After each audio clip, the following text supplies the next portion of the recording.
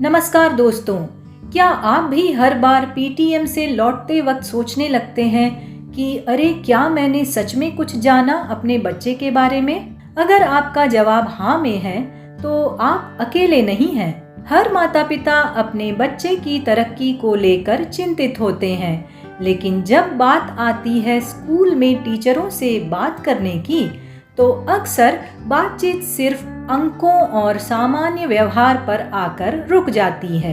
तो आज हम बात करेंगे उन 10 ज़रूरी सवालों के बारे में जो आपको पेरेंट्स टीचर्स मीटिंग के दौरान पूछना चाहिए, जिससे आपको सटीक और उपयोगी जानकारी मिल सके।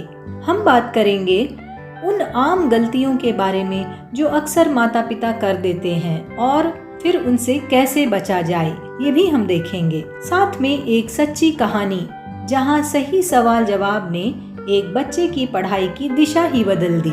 आपसे एक रिक्वेस्ट है दोस्तों, वीडियो को अंत तक जरूर देखिएगा और पसंद आया तो लाइक, शेयर और सब्सक्राइब भी जरूर कीजिएगा। तो चलिए अब चलते हैं और देखते हैं वे 10 गेम चेंजिंग सवाल जो आपको पूछने चाहिए हर पीटीएम में। तो सबसे पहला सवाल आप क्या पूछेंगे कि मेरे बच्चे की सबसे बड़ी ताकत क्या है और हम उसे कैसे और बेहतर बना सकते हैं। यह प्रश्न करने पर आपको अपने बच्चे की नेचुरल एबिलिटी का पता चलता है। यह सवाल केवल शैक्षणिक प्रदर्शन तक सीमित नहीं है।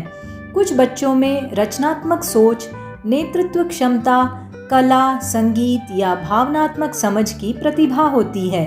तो इस प्रश्न का उद्देश्य यह है कि बच्चे की नैसर्गिक क्षमताओं की पहचान करके उन्हें सही दिशा में आगे बढ़ाना।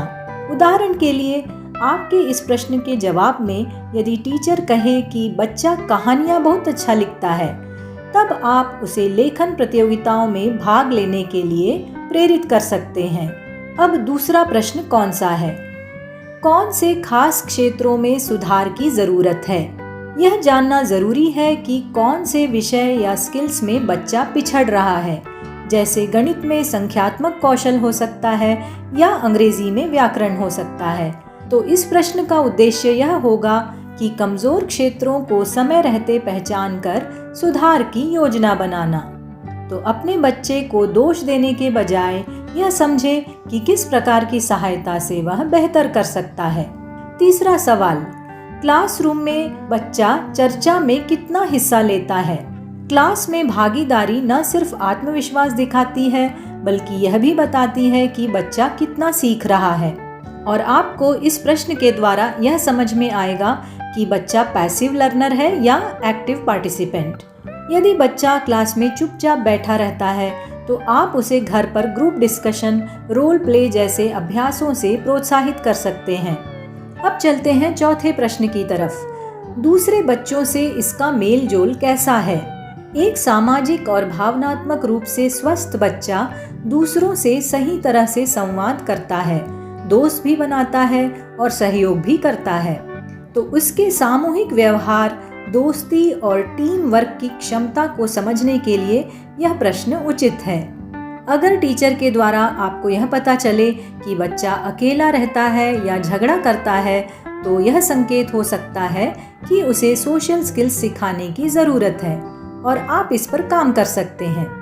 पांचवा प्रश्न, क्या होमवर्क या असाइनमेंट में कोई खास चुनौती आ रही है? कई बार बच्चे होमवर्क समझ भी नहीं पाते या खुद से काम करने में असमर्थ होते हैं। तो इस प्रश्न से यह समझ में आएगा कि होमवर्क उनके लिए सीखने का अवसर है या सिर दर्द। अगर बच्चा नियमित रूप से इनकम्प्लीट होमवर्क ला रहा है तो आपको देखना होगा कि उसे गाइडेंस या रूटीन सपोर्ट की ज़रूरत हो सकती है। अब छठा प्रश्न क्या है? अगले क्वार्टर के लिए क्या सीखने के लक्ष्य तय करें? टीचर से यह ज़रूर पूछें कि आने वाले 2-3 महीनों में आपके बच्चे को किन किन बातों पर ध्यान देना चाहिए। सिर्फ यह कहना कि थोड़ा और अच्छा करना है काफ़ी नहीं होता। आप उनसे ऐसा पूछ सकते हैं कि क्या हम यह तय करें कि अगली बार हिंदी की लिखित परीक्षा में 8 में से कम 6 अंक आएँ? क्या रोज़ 15 मिनट लाउड रीडिंग करने से इसके पढ़ने में सुधार होगा? आप और टीचर मिलकर छोटे छोटे टारगेट तय कर सकते हैं, जैसे रोज़ 15 मिनट पढ़ना, 70% लाना या एक कविता याद करना। इसका फ़ायदा यह होगा कि बच्चे को साफ दिशा मिलती है और प्रगति भी देखी जा सकती है। अब देख लेते हैं 7वां प्रश्न। मैं घर पर क्या कर सकता हूँ ताकि पढ़ाई में मदद मिले? यह सवाल सहयोग की भावना दिखाता है। टीचर को भी यह समझ आता है कि आप अपने बच्चे की शिक्षा में कितना इन्वॉल्व हैं। टीचर ही सबसे अच्छी सलाह दे सकती हैं कि आप घर पर कौन सी छोटी आदतें या गतिविधियां जोड़ सकते हैं जिससे बच्चों में इम्प्रूवमेंट नज़र आए। हो सकता है टीचर आपको सुझाव दें कि हर दिन 15 मिनट पढ़ाई की आदत बनाएं या स्पेलिंग गेम्स खेलें या फिर एक रीडिंग रूटीन बनाएं। इस तरह के कई आइडियाज़ आपको प्रश्न पूछने पर मिल सकते हैं। स्कूल और घर के बीच तालमेल बनाना ही इस प्रश्न का उद्देश्य होगा। 8वां प्रश्न। मेरे बच्चे का ध्यान और एकाग्रता कैसी है? ध्यान और एकाग्रता कम हो तो सीखना कठिन हो जाता है। कई बार एक्सटर्नल डिस्ट्रैक्शंस या इंटरनल एंजाइटी इसका कारण बनती है। अगर बच्चा जल्दी ऊब जाता है या क्लास में ध्यान नहीं देता तो उसके कारण और समाधान जानना ज़रूरी हो जाता है। तो आप अपने टीचर से पूछें, क्या ये ध्यान से सुनता है या बार बार भटकता है? तो यह जानना ज़रूरी है कि बच्चा पूरी तरह उपस्थित रहता है या नहीं। अगर उसका ध्यान भटकता रहता है तो घर पर स्क्रीन टाइम कम करें, माइंडफुलनेस एक्सरसाइज कराएं। प्रश्न 9। कोई व्यावहारिक बात जो मुझे जाननी चाहिए? कभी कभी बच्चे स्कूल में अलग और घर में अलग व्यवहार करते हैं, जैसे गुस्सा, डर या शर्मीलापन। स्कूल में बच्चा कैसे व्यवहार करता है? क्या वह सहनशील है?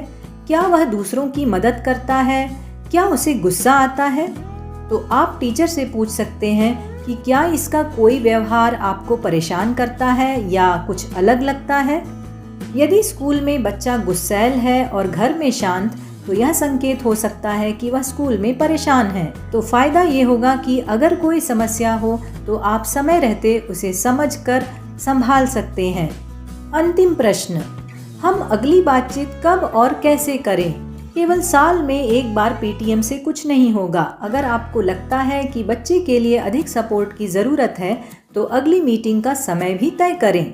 आप यह दिखाएं कि आप सिर्फ एक दिन के लिए नहीं, लगातार अपने बच्चे की तरक्की में साथ देना चाहते हैं। और टीचर से यह प्रश्न पूछ सकते हैं कि क्या महीने में एक बार या 2 महीने में फॉलोअप किया जा सकता है। तो इसका फ़ायदा ये होगा कि नियमित संवाद से आप ज़्यादा गहराई से मदद कर पाएंगे। आइए अब कुछ डूज एंड डोंट्स के बारे में जानें। मीटिंग में जाने से पहले बच्चे से बात करें।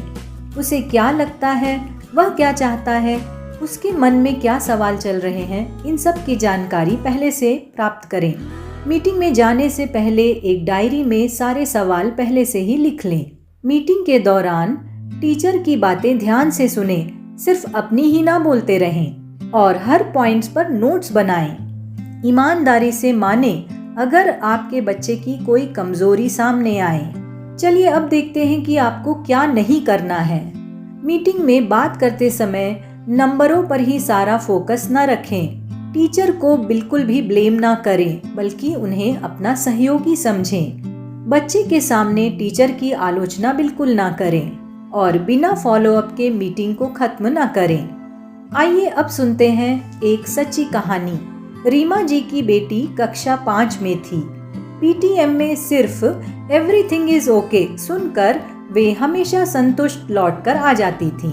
एक बार उन्होंने इन 10 सवालों में से कुछ सवाल पूछे। पता चला कि बच्ची को मैथ्स में बेसिक कॉन्सेप्ट्स क्लियर नहीं थे और क्लास में पूछने में वह डरती थी।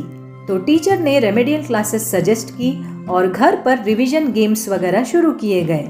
तो सिर्फ 2 महीने में ग्रेड्स और आत्मविश्वास दोनों ही बढ़े। इस प्रकार सही प्रश्नों के द्वारा हम यह जान पाएंगे कि बच्चों को सही दिशा में किस तरह से आगे बढ़ाया जा सके।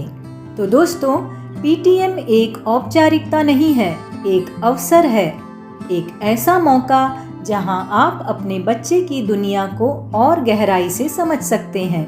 तो सवाल पूछना आपकी जिम्मेदारी है और सही सवाल पूछना तो आपकी ताकत है। अगर आप अगली बार पीटीएम में ये 10 सवाल लेकर जाते हैं तो सिर्फ टीचर ही नहीं, आपके बच्चे को भी लगेगा कि माँ पापा को सच में मेरी फिक्र है।